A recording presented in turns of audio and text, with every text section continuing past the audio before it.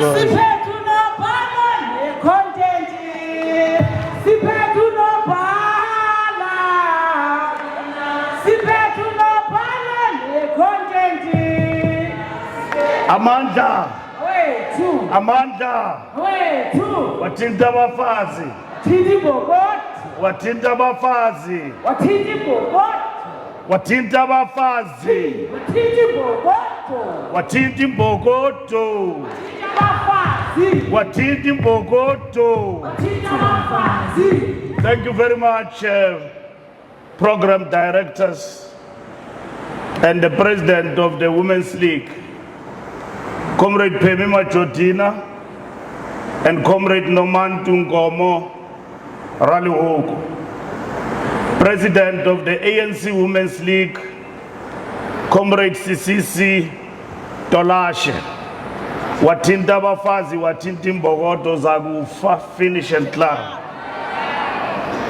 The Secretary General of the ANC Women's League, Comrade Noktula Ngaba, the evergreen and energetic Secretary General of the ANC Women's League.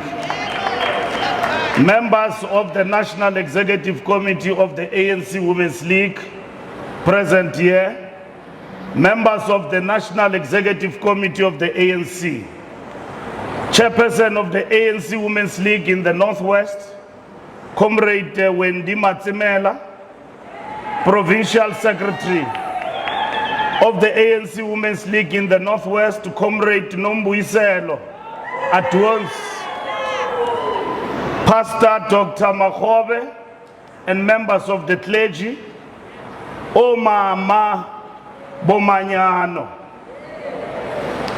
The lioness from the north, the Secretary General of the ANC Youth League. The second Secretary General of the ANC Youth League, who's a young woman, Comrade Chiviti. Raw Young Lions, Raw. Daughters and the youth, comrades and compatriots. Comrades, we are deeply honored for the invitation to participate in this auspicious occasion. We gather here at the New Covenant Fellowship International Church in Rustenburg on Thursday, the sacred gathering of uManyano. We thank God for the grace to assemble in prayer, fellowship, and service. The role of women in society has been the source of social stability. From the constituting of the family to communities and nationhood at large. It was therefore no coincidence that the role women has been composite to the broader struggle for the emancipation of our people, amongst which the focus has been on gender equality, particularly against patriarchal oppression. Accordingly, women's bravery has been in our shores characterized by the slogan, Wathinta abafazi, wathinta imbokodo. Today's uManyano takes place on the 114th anniversary of the African National Congress, Africa's oldest liberation movement. As we celebrate, comrades, we honor the women who have carried our nation through the most severe storms in our darkest moments. The triple oppression of women based on their gender, race and class did not deter these revolutionaries in giving momentum to the struggle. It was against this backdrop that an analysis of the oppression of African women in particular will reveal the most severe of social, economic, and political oppression, as they did not only suffer as a race or class, but uniquely as women. uManyano, mothers turned kitchens into committee rooms, hymns into hope, and prayer into programs. These are women who taught us that care is leadership and service is power. Women have borne the primary responsibility of nurturing for children in a patriarchal society. that absolved men from such a crucial and important responsibility. By so doing, women have disproportionately served not only families but the nation at large. Today, we recognize the presence of fatherhood in early child development because of the resilience of women-led struggle to dismantle patriarchy. uManyano is more than a service. It calls us to unity with discipline, to bind the wounds of our communities, and to move from the pews into the places of need. In that spirit, the ANC Women's League implores all of us to make firm, unflinching commitment to protect women and children by standing firm against gender-based violence and femicide, and building cycles of safety, shelter, and justice for the vulnerable, to uplift families through food security initiatives, education support, and health outreaches that ensure that no household is left behind, to open pathways for young women through mentorship, skills, and opportunities, so that the leadership we model multiplies across generations. Earlier today, comrades, we cut the anniversary cake celebrating 114 fighting years of our glorious movement. This occasion symbolizes our shared responsibility to build a democratic society that is truly non-racial, non-sexist, democratic, prosperous, and at peace with itself. uManyano is the embodiment of unity and fortitude against all that threatens both their own existence and the existence of their families, communities, and nations. Women have distinguished themselves over the ages by this holistic embrace of humanity and have therefore been the anchor for all. It means we do this work together across churches, streets, and branches, guided by faith and anchored in service of our people, with a deep commitment to making better life for all a lived reality.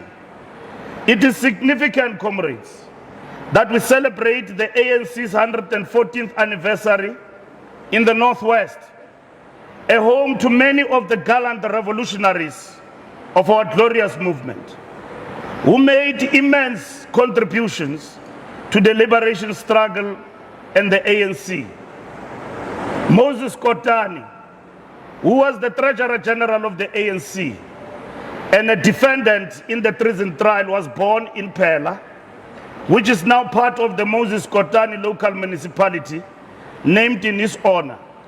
This is also where his mortal remains are reburied. J.B. Marks was born in Ventersdorp and served as Treasurer General of the ANC and the chairperson of the SACP. He was central in organizing the 1946 African mine workers' strike and the 1952 Defiance Campaign. His mortal remains are buried in Phela with Kotane. The merged Ventersdorp Tlokwe municipality was renamed in his honor. Ngaka Mudiri Mulema was born in Mahikeng, which was a center of early ANC activity with strong connections to Sol Plaatje, the founding Secretary General of the ANC. Though born in Free State, lived and worked in Mafikeng. Ngaka Mudiri Mulema trained as a medical doctor in Glasgow, Scotland, and was prolific historian of Botswana, Barolo. Dr. Ruth Mumpati, a revolutionary who committed a life to the struggle in the ANC, was born in Khanyisa, Vryburg.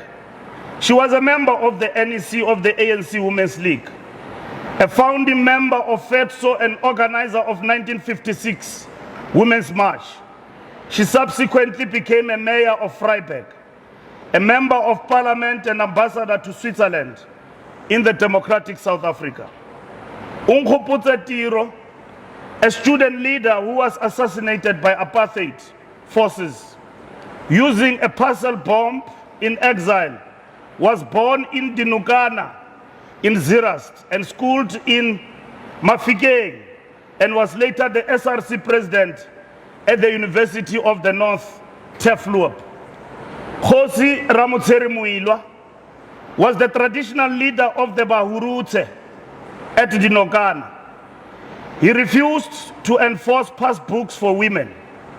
His banishment ignited the Zirast Hurutse uprising, a seminal rural resistance notably led by women. Josie Mpama was among the first black women to play a leading role in the Communist Party of South Africa. She led the 1928 anti-lodgers permits protests in Potchefstroom and an organizer of the 1929 and 30 anti-pass campaign. She later served as the secretary of the Transvaal All Women's Union. Mary Rebecca Kotani took part in the 1950s defiance campaign and the mobilization leading to the Congress of the People in 1955 and adoption of the Freedom Charter. She joined the historic 1956 Women's March to Pretoria, union buildings against pass laws. She was married to Moses Kotani. The ANC's 114th anniversary, comrades, celebrated in this province, takes place against the backdrop of immense challenges facing our movement. The 2024 national and provincial election outcomes plunged the ANC into uncharted waters. As we prepare ourselves for the 2026 local government elections, we must work hard to unwind the trust deficit with the electorate and put our best foot forward in ensuring that our municipalities and those we deploy to the executive at all levels of the state are responsive to the service delivery needs of our communities. The local government action plan we adopted at the council roll call last year has put in place a robust foundation to turn our fortunes around at the local government level. However, comrades, in order to achieve outcomes that move the needle, which deliver tangible results our people can see with their eyes and make them feel good about the ANC and the direction of the country, we must get all hands on deck and implement programs that improve the lives of the rank and file on a daily basis. And we know as the ANC, we can rely on the ANC Women's League. We must never make it easy, comrades, that women, whether they are mayors or premiers, that it must be easy to remove them from positions in the organization. It has become very fashionable in our organization that it is very easy to remove women from positions. And women themselves must be united and work together. I may take you to the DCCCC for opening a succession debate, but it is correct. Women must protect women and must stand for women issues and champion them in the African National Congress. We must maintain, comrades, our roads and keep them free of potholes. We must deliver water to every household. We must ensure the lights stay on in every household and eliminate load reduction by municipalities. We must ensure that from the onset, those tasked with building infrastructure, such as roads, have the competent capacity to engineer quality products that will withstand usage over an extended period of time. We must be the first, comrades, to condemn poor quality roads, built with the expediency to amass wealth and not to provide quality service to our people. In the same vein, we must intensify the fight against gender-based violence and femicide and expand survivor-centered services. And I want to deviate a bit and say to you as the ANC Women's League, in the ANC, we must adopt a policy that defends women who are in the struggle and who participate in the organization. I was discussing with one comrade, and I said, we do not often, most of the time, appreciate the pain, the suffering women in the struggle endure in their families. They must be protected. There must be equality in our organization. Women who participate, deployed by the ANC, must enjoy the same respect that men enjoy in the organization. Our women, as I watch you every day doing the work, we see the pain, the suffering that you suffer, some of you, at the hands of people you call your partners. Because they've got no understanding of a woman who is in the struggle. That particular woman in the forefront of the struggle is the woman who is actually doing the best, looking after family, building family, and being involved in politics, and coming home to look after family. Comrades, we must have a policy that protects women who are in the struggle and educate their partners about the challenges that you face, and that their partners must equally understand and appreciate your role in the organization. Today in the country, you've got 2 women premiers, and they are the best of the best. Queen Litzua in the Free State, and Dr. Popi Ramutuba in Limpopo. So, comrades, these are women premiers that we have in the ANC, and the number 2 is very low, premiers out of 9 provinces. As much as our majority has been affected, but it is important that we must make strides. We cannot drop on the question of women emancipation. Comrades, equally, we have a host of women who are women councillors and women mayors in the different provinces of our country. And that in itself must be celebrated. Comrades, there is so much more that we need to do if we were to make a telling difference in making a better life for all a lived reality. Local government is the coalface of service delivery, and we must ensure that the councillors' accountability framework holds our public representatives accountable. Delivery of services and lowering the cost of living must matter more than promises. We are under no illusion that trust is rebuilt by visible outcomes. People can feel, see, and touch. We must use uManyano networks to amplify community feedback, loops for water, sanitation roads, housing safety, GBVF interventions. Today we celebrate 114th anniversary of our movement, which will culminate in a rally where the President will deliver the NEC's January 8 statement at the Muruleng Stadium, joining faith and tradition. As we celebrate, comrades, this momentous occasion, we must recommit to delivery of national transformation programs and accountability.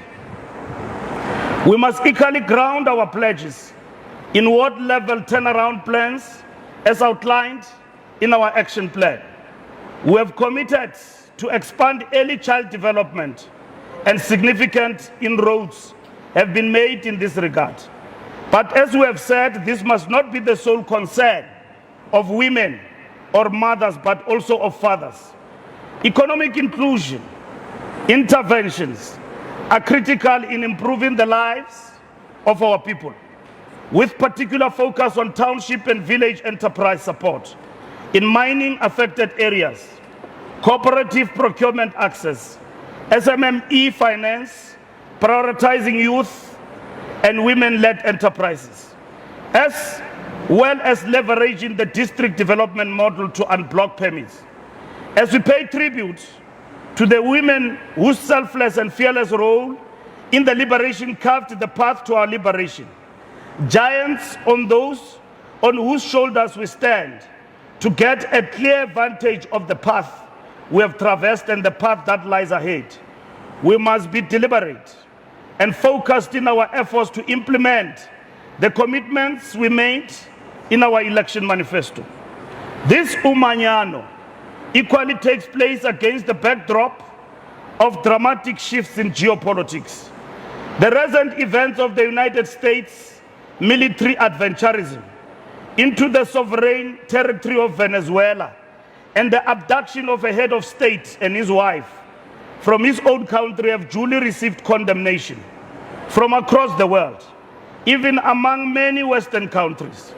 This is because it is a direct affront to the UN Charter, an assault on sovereign nation at a time when the majority of the progressive global community is looking for stability and the advancement of multilateral order. The African National Congress condemns these recent acts of aggression directed at the Bolivarian Republic of Venezuela, which constitute a serious violation of international law, national sovereignty, and the principles governing peaceful relations between states. The ANC expresses its solidarity with the people of Venezuela, who continue to endure sustained political, economic, and diplomatic pressure as a liberation movement forged in struggle against colonialism, apartheid, and external domination. The ANC recognizes that such aggression is seldomly accidental. It is often driven by contests over strategic resources, control of markets, and resistance to the independent development paths chosen by sovereign nations of the global south. It is disheartening that a woman was allegedly brutally assaulted by male security officers, and we should duly demand that the United States government clarify these allegations and, if needs be, take accountability.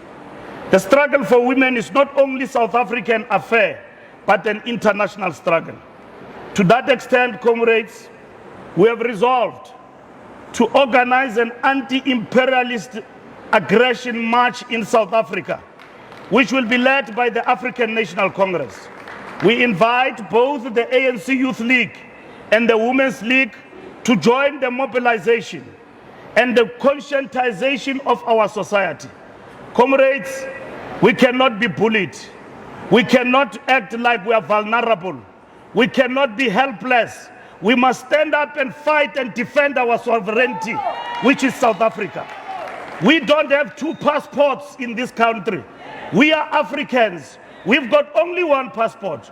Connie Melda have got the luxury to say what he says because he's got two passports. We've got one passport, and that passport is South Africa. And this South Africa must be defended by its own people. This South Africa, led by Ramaphosa, must be defended in terms of its sovereignty. The Women's League must come with us as we defend the sovereignty of South Africa and the march against imperialist aggression of the United States of America. The ANC, comrades, reiterates that international law must be respected by all states without exception or selectivity. The principles of sovereign equality, non-interference, and peaceful resolution of disputes are the bedrock of international order. Their selective application erodes trust, fuels instability, and disproportionately harms developing countries and oppressed people across the globe. In taking this stance against the illegal invasion and illegal abduction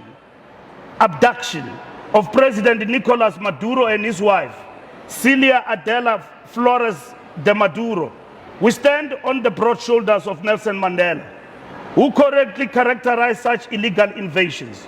We are further inspired by Ernesto Che Guevara, who declared that, I quote, "I've seen the graves of those who didn't fight, fearing they will die," close quote.